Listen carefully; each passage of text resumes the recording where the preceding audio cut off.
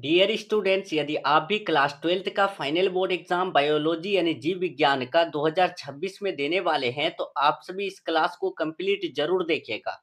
Dear students, आज के इस क्लास में मैं आप सभी को क्लास 12th का इंटरमीडिएट फाइनल एग्जाम 2026 के लिए बायोलॉजी यानी जीव विज्ञान का 70 ऐसे वायरल ऑब्जेक्टिव क्वेश्चन बताने वाला हूं, जो आप सभी के एग्जाम में श्योर है कि पूछे जाएंगे। तो आप सभी ध्यान से देखिएगा और हर एक क्वेश्चन को याद कर लीजिएगा। अगर आप सभी बायो में यानी कि जीव विज्ञान में बिल्कुल भी तैयारी नहीं किए हैं, तो ये 70 क्वेश्चन आप सभी हर हाल में याद कर लीजिएगा। ये क्वेश्चन आप सभी के फाइनल बोर्ड एग्जाम में इस साल पूछे जाएंगे, ठीक है। चलिए, तो डियर स्टूडेंट, समय को बिल्कुल भी वेस्ट नहीं करते हैं, सीधे हम लोग क्लास को शुरू करते हैं। अगर आप सभी चैनल से नए जुड़ रहे हैं, तो फटाफट से चैनल को कर लीजिए सब्सक्राइब और बेल आइकन को प्रेस कर लीजिए, ताकि आप सभी को आने वाली क्लासेस का नोटिफिकेशन मिलते रहे, ठीक है। चलिए, तो डियर स्टूडेंट, समय को बिल्कुल भी वेस्ट नहीं करते हैं, मैं आपको सीधे क्वेश्चन आंसर कवर करवाता हूँ। बस आप सभी याद कर लेंगे हर एक क्वेश्चन, ठीक है। आपके फाइनल बोर्ड एग्जाम में टोटल ऑब्जेक्टिव 70 पूछे जाएंगे, जिनमें से 35 क्वेश्चन आपको उत्तर देना है, ठीक है। तो चलिए, मैं फटाफट से आपको 70 क्वेश्चन बता देता हूँ डियर स्टूडेंट्स, आप लोग याद कर लेंगे,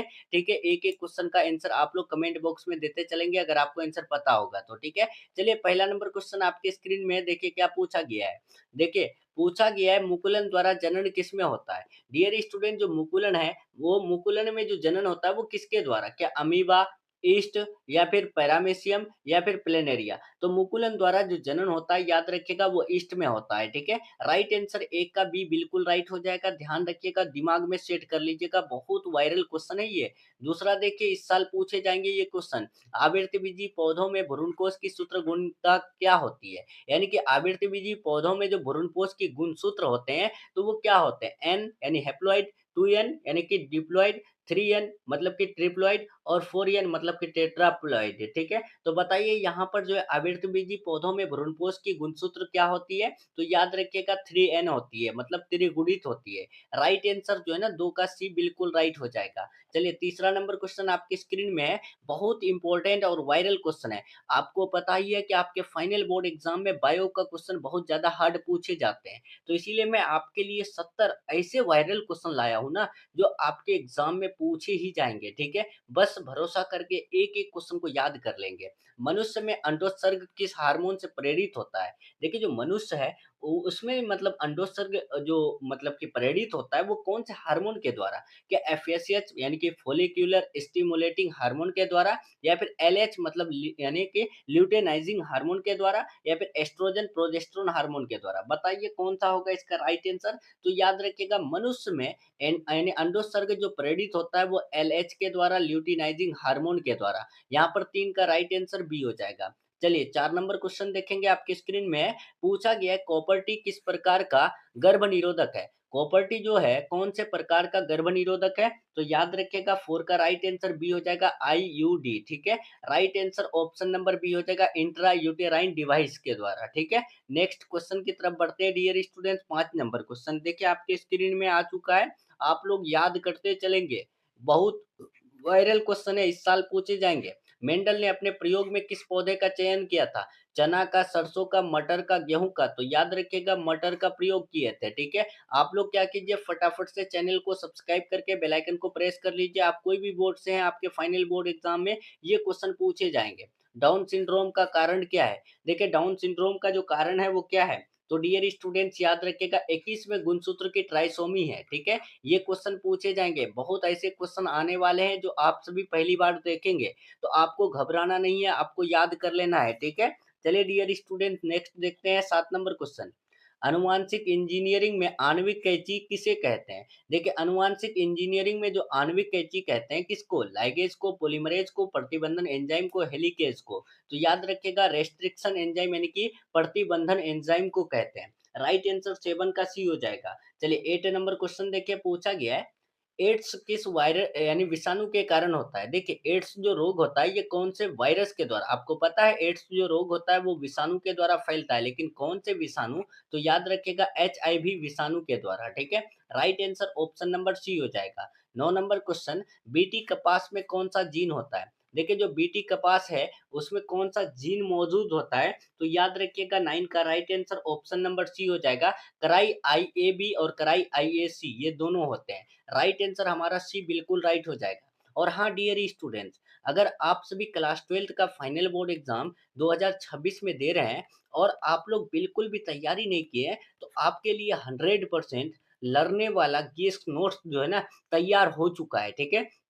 आप सभी अगर लेना चाहेंगे तो आप सभी ले सकते हैं, जिसमें आपको मिलेगा 400 ऑब्जेक्टिव क्वेश्चन, ठीक है? और साथ में 100 गेस सब्जेक्टिव क्वेश्चन, जिसमें objective, subjective, long question, short question सभी मिलेगा, ठीक है डियर स्टूडेंट्स? एक सब्जेक्ट का मिलेगा इस प्रकार, ठीक है? यानी कि 400 ऑब्जेक्टिव और 100 सब्जेक्टिव। अगर आप इसको याद कर लेते हैं तो एक सब्जेक्ट में आपका जो है ना 90 प्लस श्योर है कि आएगा। और मैं आपको बता दूं, पूरे सब्जेक्ट का अगर आप सभी हमारे द्वारा गेस नोट्स अगर पढ़ लेते हैं तो श्योर है, गारंटी है 410 से आपका जो है ना कम मार्क्स नहीं आने वाला है, ठीक है? क्योंकि डियर स्टूडेंट, जो भी क्वेश्चन मैं आपको गेस करके देने वाला हूं, जैसा कि 2025 में मैंने दिया था, जो कि हर एक क्वेश्चन लड़ा था, आप सभी प्रूफ ले सकते हैं इस नंबर में मैसेज करके कि सर 2025 वाला प्रूफ दीजिए, जो क्वेश्चन आपने गेस दिया था वो लड़ा था, तो उनका प्रूफ दीजिए, तो मैं दे दूंगा। बाकी आप लोग अगर 2026 के लिए लेना चाहते हैं तो इसी नंबर में कॉल या मैसेज करके ले सकते हैं। ज़्यादा फी नहीं है, 199 में ऑल सब्जेक्ट मिलेगा, जिसमें सभी यानी कि कुछ मिलेगा, ऑब्जेक्टिव, सब्जेक्टिव, लॉन्ग शॉर्ट सब मिलेगा, ठीक है? आप अगर इससे बाहर पढ़ते हैं तो आपका गलती है, आप अगर इसी को पढ़ते हैं तो आप समझ जाइए कि बहुत बेहतर मार्क्स लाने वाले हैं, ठीक है? आपको इससे बाहर पढ़ना नहीं पड़ेगा, जो मैं आपको गेस करके देने वाला हूँ, ठीक है? तो आप लोग इस नंबर में कॉल मैसेज करके ले सकते हैं पीडीएफ। चलिए, तो समय वेस्ट नहीं करते हैं, हम लोग फटाफट से अब क्लास को देखते हैं, ठीक है? आप लोग जो है ना याद कीजिए अच्छे से, जो भी क्वेश्चन मैं क्लास में देता हूँ तो उनको भी याद कीजिए, ठीक है? जो भी क्वेश्चन दूंगा वो आपके एग्जाम में आएगा। देखिए 10 नंबर, किसी पारिस्थितिक तंत्र में ऊर्जा का मुख्य स्रोत क्या होता है? कोई भी पारिस्थितिक तंत्र में जो ऊर्जा का मुख्य स्रोत होता है तो वो क्या होता है? तो 10 का राइट आंसर याद रखिएगा, वो होता है सूर्य का प्रकाश, ठीक है? राइट आंसर 10 का सी हो जाएगा। और आप फ्री में पीडीएफ चाहेंगे तो आप ले सकते हैं टेलीग्राम से, लिंक मैंने डिस्क्रिप्शन बॉक्स में दे रखा है। जलकुंभी किस प्रकार का पौधा है? तो 11 का याद रखिएगा डियर स्टूडेंट, जलीय खरपतवार है, ठीक है? जलकुंभी किस प्रकार का पौधा है? तो जलीय खरपतवार है। चलिए 12 नंबर नोट करेंगे, एक परागकोश में लघु बीजाणुधानी की संख्या कितनी होती है? देखिए एक परागकोश है तो उसमें लघु बीजाणुधानी की जो संख्या होती है वो कितनी? तो याद रखिएगा 12 का राइट आंसर सी हो जाएगा, 4 होती है। चलिए 13 नंबर क्वेश्चन नोट करेंगे डियर स्टूडेंट्स, यहाँ पूछा गया है, शुक्राणु के एक्रोसोम में क्या पाया जाता है? तो शुक्राणु के जो एक्रोसोम है उसमें जो पाया जाता है, याद रखिएगा एंजाइम पाए जाते हैं। राइट आंसर 13 का सी हो जाएगा। 14 नंबर देखिए पूछा गया है यहाँ पर कि निम्नलिखित में से कौन सा यौन संचारित रोग नहीं है?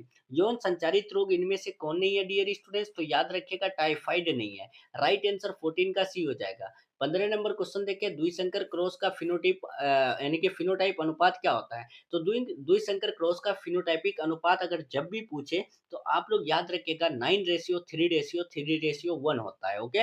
नेक्स्ट देखिए 16 नंबर क्वेश्चन, डीएनए से एमआरएनए बनने की प्रक्रिया को क्या कहते हैं? देखिए डीएनए से जब भी एमआरएनए बने तो उसे हम लोग इन इंग्लिश यानी कि इंग्लिश में जो कहते हैं वो ट्रांसक्रिप्शन कहते हैं। अगर हिंदी में बात करें तो उसे हम लोग अनुलेखन कहते हैं, ठीक है? और वहीं पर बात करें एमआरएनए से जब यानी कि प्रोटीन बनता है तो उसे हम लोग क्या कहते हैं डियर स्टूडेंट्स? तो एमआरएनए से जब भी प्रोटीन बने तो उसे हम लोग जो है ना ट्रांसलेशन कहते हैं, ठीक है? ये भी आप याद रखिएगा, यानी कि जिसको हिंदी में हम लोग कहते हैं अनुवादन, ठीक है? ये बात याद रखिएगा, डीएनए से एमआरएनए बनना अनुलेखन कहलाता है, एमआरएनए से प्रोटीन बनना ट्रांसलेशन यानी कि अनुवादन कहलाता है। और जब एमआरएनए से डीएनए बने या फिर आरएनए से डीएनए बने तो उसे हम लोग यानी कि रिवर्स ट्रांसक्रिप्शन कहते हैं, ठीक है? ये बात याद रखिएगा। नेक्स्ट 17 देखिए पूछा गया है, मलेरिया रोग का वाहक कौन होता है? तो मलेरिया रोग जो होता है वो मादा एनाफिलीज मच्छर के कारण होता है।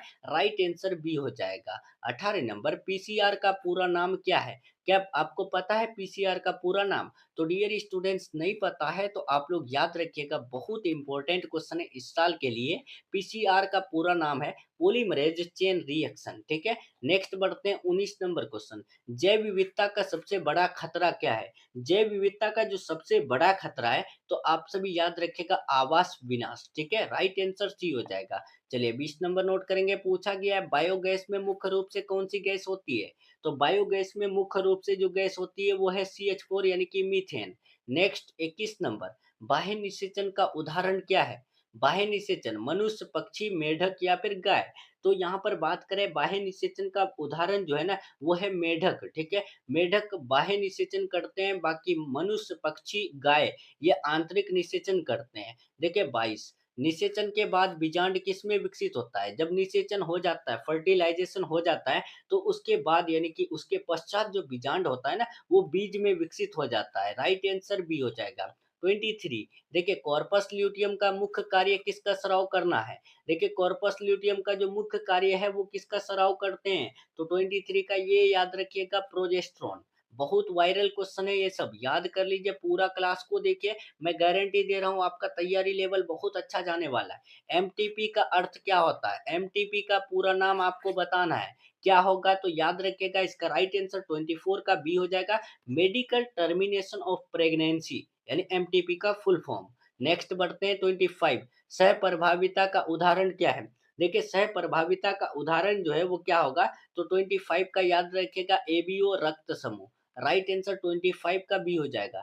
26 देखें, डीएनए की प्रतिकृति किस दिशा में होती है? तो डीएनए की जो प्रतिकृति होती है वो 5 to 3 दिशा में होती है। यहाँ पर 26 का सी हो जाएगा। चलिए 27 पूछा गया आपके स्क्रीन में, आईजीई प्रकार के एंटीबॉडी का संबंध किससे है? देखिए आईजीई का जो संबंध है वो किससे है? तो याद रखिएगा, इसका राइट आंसर 27 का ऑप्शन नंबर जो है ना सी हो जाएगा, एलर्जी से है, ठीक है। ई से याद रखिएगा, ई से एलर्जी, ठीक है। ये बात याद रखिएगा, बहुत इंपॉर्टेंट क्वेश्चन है। आईजीई एंटीबॉडी जो है वो उनका जो संबंध है, उसका जो रिलेशन है वो एलर्जी से है। नेक्स्ट बढ़ते हैं 28 number question, genetically engineering insulin में सी पेप्टाइड होता है या नहीं? देखिए जो जीनी यानी कि जेनेटिक इंजीनियरिंग इंसुलिन है उसमें जो मतलब कि सी पेप्टाइड है वो होता है या नहीं होता है, आपको ये सिर्फ बताना है। तो 28 का याद रखिएगा, ये नहीं होता है, ठीक है। नेक्स्ट बढ़ते हैं, यहाँ पर पूछा गया है स्वस्थानीय संरक्षण का उदाहरण क्या है? तो स्वस्थानीय संरक्षण का उदाहरण ये पूछा गया क्वेश्चन है आपके बोर्ड एग्जाम में। तो याद रखिएगा वो है जैव यानी कि मंडल आरक्षित क्षेत्र, ठीक है। 29 का सी हो जाएगा। चलिए 30, ऊर्जा प्रवाह हमेशा होता है। ऊर्जा प्रवाह जो होता है वो हमेशा कैसा होता है? तो याद रखिएगा द्विदिशीय होता है या फिर द्विदिशात्मक होता है। राइट आंसर यहाँ पर ऑप्शन नंबर 30 का बी हो जाएगा। चलिए 30 का बी होगा या डी होगा? नहीं, बहुदिशात्मक नहीं होता। ऊर्जा का प्रवाह हमेशा एक दिशीय होता है, यानी कि एक दिशात्मक होता है। Right answer option number D हो जाएगा। चलिए यहाँ पर पुनरावृत्ति सिद्धांत किसने दिया? तो पुनरावृत्ति सिद्धांत आपको बताना है वो किसने दिए थे? तो अर्नेस्ट हैकेल ने दिए थे। आप नोट कीजिए, याद कीजिए, अगर आपके फाइनल बोर्ड एग्जाम में पूछे जाएंगे कि पुनरावृत्ति सिद्धांत किसने दिया तो अर्नेस्ट हैकेल ने दिया था। नेक्स्ट 32, निषेचन के बिना फल बनने की प्रक्रिया क्या कहलाती है? तो निषेचन के बिना जो फल बनता है उस प्रक्रिया को जो हम लोग कहते हैं वो पार्थेनोकॉर्पी कहते हैं। राइट आंसर 34 का बी हो जाएगा। क्लास अच्छी लग रही हो तो आप लोग लाइक जरूर कीजिएगा और कमेंट में बताइएगा कि 70 में आप सभी कितना सही किए। देखते हैं कितना स्टूडेंट 70 में 70 सही किए, ठीक है। बाकी आपको अगर गेस नोट्स चाहिए ना तो देख लीजिए, यहाँ नीचे जो है ना नंबर चल रहा है, उस नंबर में कॉल मैसेज करके आप सभी ले सकते हैं, ठीक है। देखिए, निम्नलिखित में से कौन-सा है जनन प्रौद्योगिकी है? देखिए, मैं आपको बता दूँ डियर स्टूडेंट्स, हमारा गेस क्वेश्चन जो है ना आपको ज़बरदस्ती लेने का कोई ज़रूरत नहीं है, ठीक है? आपको अगर नोट्स मिल गया है कहीं पर तो कोई दिक्कत नहीं है, लेकिन हाँ, बेहतर मार्क्स लाना होगा तो मैं गारंटी दे रहा हूँ, आप हमारा नोट्स याद कर लीजिए, 400 प्लस आराम से कट जाएँगे, ठीक है? 400 प्लस क्या, आप आराम से 410 मार्क्स लेके आ जाएँगे अगर बेहतरीन तरीके से याद कर लिए तो, ठीक है? गारंटी दे रहा हूँ, ठीक है? बस आप लोग याद कर लीजिए। और जो बच्चा बिल्कुल भी नहीं पढ़ा है, ठीक है, यानी कि जीरो लेवल से अभी भी शुरू करेगा और हमारा नोट्स को याद करेगा, तो गारंटी दे रहे हैं साढ़े 300 प्लस वो कर जाएगा, ठीक है।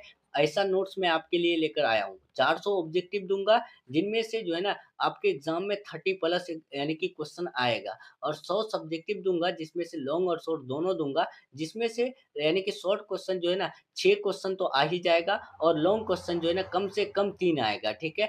गारंटी है, ठीक है? अगर आप लोग अगर भरोसा नहीं करते हैं तो आप किसी एक सब्जेक्ट का लेकर के एग्ज़ाम देकर के आइएगा तभी मुझे बताइएगा, ठीक है? बाकी चलिए कोई दिक्कत नहीं है, जो भी स्टूडेंट को जहाँ पसंद हो वहाँ से आप लोग तैयारी कर सकते हैं, ठीक है? लेकिन अपना तैयारी लेवल को कम नहीं करना है, ठीक है? पढ़ते रहना है, याद करते रहना है। निम्नलिखित में कौन सहायक जनन प्रौद्योगिकी है? तो याद रखिएगा 33 का right answer option number B हो जाएगा, जिफ्ट, ठीक है? नेक्स्ट 34 नंबर क्वेश्चन, जनसंख्या वृद्धि का कारण क्या है? तो जनसंख्या वृद्धि, जनसंख्या जो बढ़ रहा है इसका कारण क्या है?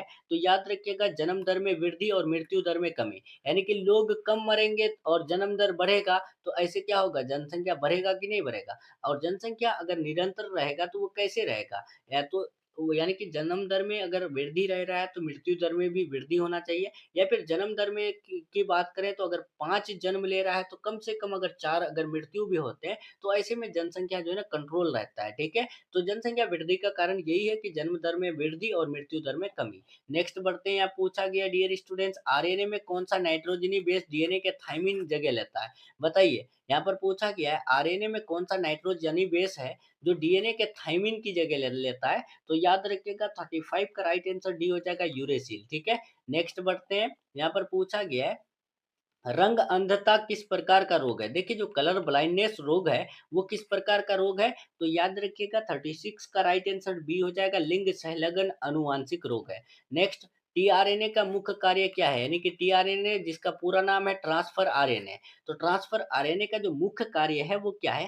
तो 37 का याद रखिएगा ऑप्शन नंबर डी हो जाएगा, अमीनो अम्ल को राइबोसोम तक पहुँचाना, ठीक है? क्या हो जाएगा? अमीनो अम्लों को राइबोसोम तक लाने का काम कौन करते हैं? तो ट्रांसफर आरएनए करते हैं, टीआरएनए करते हैं। टाइफाइड रोग का कारक क्या है? तो टाइफाइड जो रोग होते हैं वो किसके कारण? क्या विषाणु, कवक, जीवाणु या फिर प्रोटोजोआ? तो 38 का right answer option number C हो जाएगा, जीवाणु के कारण, ठीक है? नेक्स्ट, और कौन सा जीवाणु? साल्मोनेला टाइफी नामक जीवाणु के कारण। नेक्स्ट 39, देखिए इको आर फर्स्ट एंजाइम यानी कि प्रतिबंधन एंजाइम डीएनए को कहाँ काटता है? इको आर आई प्रतिबंधन एंजाइम यानी रेस्ट्रिक्शन एंजाइम डीएनए को कहाँ काटता है? तो 39 का याद रखिएगा, वो यानी कि GAATTC क्रम पर काटता है, ठीक है? राइट आंसर सी हो जाएगा। नेक्स्ट 40, विलुप्त प्राय प्रजातियों को कहाँ रखा जाता है? तो लाल डेटा बुक में, मतलब रेड डाटा बुक में रखे जाते हैं। चाहे विलुप्त प्राय प्रजाति हो या फिर संकटग्रस्त प्रजाति हो या फिर विलुप्त हो रहे प्रजाति हो, सभी को जो है ना लाल डेटा बुक में यानी कि रेड डाटा बुक में रखा जाता है। देखिए 41 नंबर पूछा गया आपके स्क्रीन में, जलीय वातावरण में मुख्य प्राथमिक उत्पाद कौन है? तो जलीय वातावरण में मुख्य प्राथमिक उत्पाद की बात करें तो 41 का राइट आंसर सी हो जाएगा, फोटो यानी प्लैंकटन है, ठीक है? नेक्स्ट बढ़ते हैं 42 नंबर, लैंगिक जनन के दौरान युग्मक संलयन से क्या बनता है? जब लैंगिक जनन होता है, सेक्सुअल रिप्रोडक्शन होता है, उस दौरान जो सिंगेमी से बनता है तो वो क्या बनता है? तो याद रखिएगा युग्मनज बनता है। राइट आंसर 42 का सी हो जाएगा। चलिए 43 बढ़ते हैं, बहुभ्रूणता यानी पॉली एम्ब्रियोनी किसमें पाई जाती है? तो बहुभ्रूणता पाई जाती है क्या केला में, मटर में, नींबू में या नारियल में? तो 43 का याद रखिएगा, नींबू में बहुभ्रूणता पाई जाती है। 44, शुक्राणु को पोषण कहाँ से मिलता है? देखिए जो स्पर्म को पोषण मिलता है वो कहाँ से? तो याद रखिएगा 44 का बी हो जाएगा, सर्टोली सेल्स से, यानी कि सर्टोली कोशिका से जो शुक्राणु होते हैं वहां से पोषण मिलता है। 45, देखिए पूछा गया परिवार नियोजन के लिए गर्भ निरोधक गोलियों का घटक क्या है? देखिए परिवार नियोजन मतलब कि फैमिली प्लानिंग के लिए गर्भ निरोधक गोलियों का जो घटक है वो क्या है? तो 45 का याद रखिएगा, प्रोजेस्टेरोन और यानी एस्ट्रोजन, ठीक है? डियर स्टूडेंट, चैनल से अगर नए जुड़ रहे हैं तो फटाफट से सब्सक्राइब करके बेल आइकन को प्रेस कर लीजिए ऐसे ही वायरल क्लासेस के लिए। देखिए 46 वायरल क्वेश्चन है ये, हीमोफीलिया कैसा रोग है? अभी दिमाग में ये सेट कर लीजिए, गारंटी है आपके एग्जाम में आने वाला है, ठीक है? देखिए हीमोफीलिया कैसा रोग है? तो 46 का याद रखिएगा, एक्स संलग्न अप्रभावी रोग है, ठीक है? नेक्स्ट देखिए 47 नंबर क्वेश्चन पूछा गया है, डीएनए को काटने के लिए किस एंजाइम का उपयोग किया जाता है? तो डीएनए को यहाँ पर काटने का बात आया, तो डीएनए को अगर जब काटने की बात आए तो उस टाइम हम किसका यूज करते हैं? तो वो यानी प्रतिबंधन एंडोन्यूक्लियस का प्रयोग करते हैं, और वहीं पर जोड़ने की बात आए तो डीएनए लाइगेज का प्रयोग करते हैं, ठीक है? अगर क्वेश्चन पूछे कि डीएनए को जोड़ने के लिए किस एंजाइम का प्रयोग करते हैं, तो डीएनए यानी कि डीएनए लाइगेज एंजाइम का प्रयोग करते हैं, और डीएनए को अगर जब काटना हो तो उसके लिए प्रतिबंधन एंजाइम जिसको हम लोग बोलते हैं रेस्ट्रिक्शन एंजाइम यानी रेस्ट्रिक्शन इंडोन्यूक्लियस का प्रयोग करते हैं। देखिए 48, एक प्रतिरक्षा यानी कि एंटीबॉडी अणु की संरचना कैसी होती है? देखिए एक एंटीबॉडी है जिसकी संरचना किस प्रकार होती है, तो 48 का याद रखिएगा वो होती है यानी कि H2L2 के जैसा। नेक्स्ट देखिए एलिसा टेस्ट किस रोग के निदान के लिए किया जाता है? एलिसा जो टेस्ट करते हैं वो किस रोग के लिए? तो याद रखिएगा इसका राइट आंसर बी हो जाएगा टाइफाइड रोग के लिए। 49 का बी हो जाएगा, ठीक है? यानी एलिसा जो है एड्स के लिए या टाइफाइड के लिए? तो टाइफाइड के लिए होगा, ठीक है? नेक्स्ट बढ़ते हैं, ठीक है? नेक्स्ट हम लोग बढ़ते हैं 50 नंबर क्वेश्चन, ठीक है? पूछा गया है आरएनए-आई का उपयोग किसमें किया जाता है? तो आरएनए-आई का जो उपयोग करते हैं याद रखिएगा 50 का भी हो जाएगा पीरक प्रतिरोधकता के रूप में करते हैं, ठीक है? यहाँ पर देखेंगे आरएनए जो है ना एलिसा जो है एड्स के रूप में प्रयोग करते हैं, ठीक है? यहाँ पर थोड़ा-सा कन्फ्यूज़ था, माफ़ कीजिएगा। एलिसा टेस्ट हम लोग करते हैं एड्स के लिए, ठीक है? राइट आंसर 49 का सी होगा, टाइफाइड के लिए नहीं करते हैं, ठीक है? नेक्स्ट बढ़ते हैं यहाँ पर 50 नंबर आरएनए अंतक्षेप का उपयोग जो किया जाता है वो पीरक प्रतिरोधकता के रूप में। 51 नंबर देखिए किस्टोन प्रजातियाँ यानी किस्टोन स्पीशीज क्या है? तो 51 का याद रखिएगा right answer option number C हो जाएगा। जो समुदाय की संरचना को नियंत्रित रखता है वही है क्या? किस्टोन प्रजातियाँ। देखिए 42 पूछा गया अप्रभावी जीन कब व्यक्त होता है? तो अप्रभावी जीन जो व्यक्त होता है याद रखना केवल संयुग्मजी अवस्था में। नेक्स्ट 43 नंबर परजीवी जंतु का उदाहरण क्या है? बीटी कपास, गोल्डन राइस, रोजी गाय या डोली भेड़?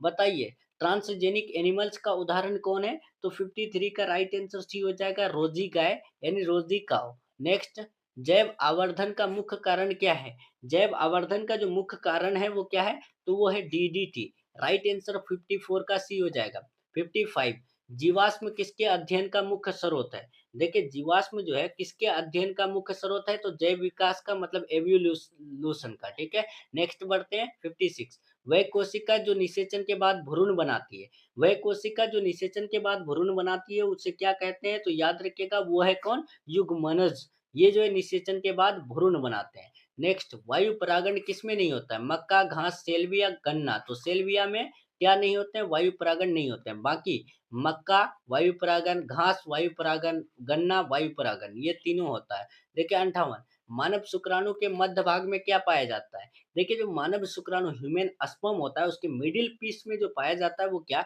तो माइटोकॉन्ड्रिया पाए जाते हैं। राइट आंसर 58 का बी हो जाएगा। 59 जनसंख्या अध्ययन को क्या कहते हैं? तो 59 का राइट आंसर ऑप्शन नंबर जो है ना यहाँ पर बी हो जाएगा डेमोग्राफी कहते हैं। नेक्स्ट 60 देखिए डीएनए फिंगरप्रिंट को किसने विकसित किया? तो एलेक्स जेफरी ने किया। राइट आंसर बी हो जाएगा यानी डीएनए फिंगरप्रिंट को दिए थे एलेक्स जेफरी ने। नेक्स्ट देखिए टर्नर सिंड्रोम में गुणसूत्रों की संख्या कितनी होती है? तो टर्नर सिंड्रोम में गुणसूत्रों की संख्या की बात करें तो 45 होती है, ठीक है? जिसमें देखो एक्स क्या होता है 45 और साथ में एक्सओ भी होता है, ठीक है? नेक्स्ट बढ़ते हैं, आप पूछा गया जेल इलेक्ट्रोफोरेसिस का उपयोग किस लिए होता है? तो जेल इलेक्ट्रोफोरेसिस का हम लोग उपयोग जो करते हैं वो यानी कि डीएनए खंडों का पृथक्करण करने के लिए। देखिए 63 औषधि व्यसन का सबसे आम कारण क्या है? औषधि व्यसन का जो सबसे मतलब आम कारण है तो वो क्या? तो 63 का याद रखिएगा वो है यानी कि जिज्ञासा, तनाव, साथियों का दबाव सभी, ठीक है? नेक्स्ट 64 स्वर्णिम चावल जिसको हम लोग गोल्डन राइस कहते हैं उसमें कौन सा विटामिन प्रचुर मात्रा में पाया जाता है? कौन सा विटामिन है जो प्रचुर मात्रा में पाया जाता है गोल्डन राइस में? तो याद रखिएगा इसका राइट आंसर विटामिन बी हो जाएगा, ठीक है? राइट आंसर क्या हो जाएगा 64 का? बताइए 64 का विटामिन डी होगा या फिर बी होगा या ए होगा? तो बता दें ए होगा, ठीक है? 64 का सी हो जाएगा। चलिए 65 उत्तरी गोलार्ध में ओज़ोन परत में सबसे बड़ी कमी कहाँ देखी गई है? तो 65 का याद रखिएगा वो अंटार्कटिका में देखी गई है। 66 उत्तराधिकार की इकाई यानी यूनिट ऑफ इनहेरिटेंस क्या है? यूनिट ऑफ इनहेरिटेंस बताना है मतलब उत्तराधिकार का इकाई। तो याद रखिएगा 66 का डी हो जाएगा जीन। नेक्स्ट बढ़ते हैं 67 पूछा गया कृत्रिम रूप से प्रेरित एफएसएच का उपयोग किसमें होता है? फोलिक्यूलर स्टिमुलेटिंग हार्मोन का उपयोग किसमें होता है?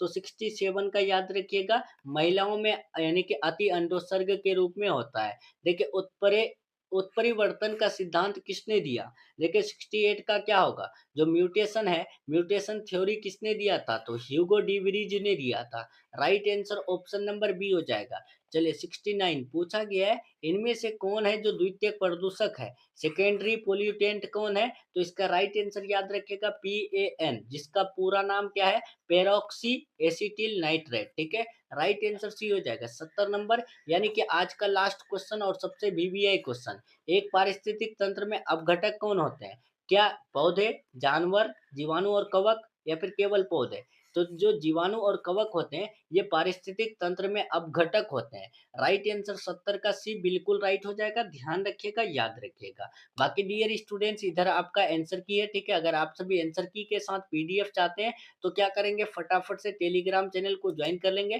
टेलीग्राम चैनल का लिंक मैंने डिस्क्रिप्शन बॉक्स में दे रखा है, ठीक है। तो आप लोग जो है ना ज्वाइन कर लीजिए और इस पीडीएफ को डाउनलोड करके एक बार रिवीजन कर लीजिए, ठीक है। और हाँ, अगर आप सभी गेस्ट नोट्स चाहते हैं तो आप लोग ले सकते हैं इस नंबर में कॉल मैसेज करके 7366865888।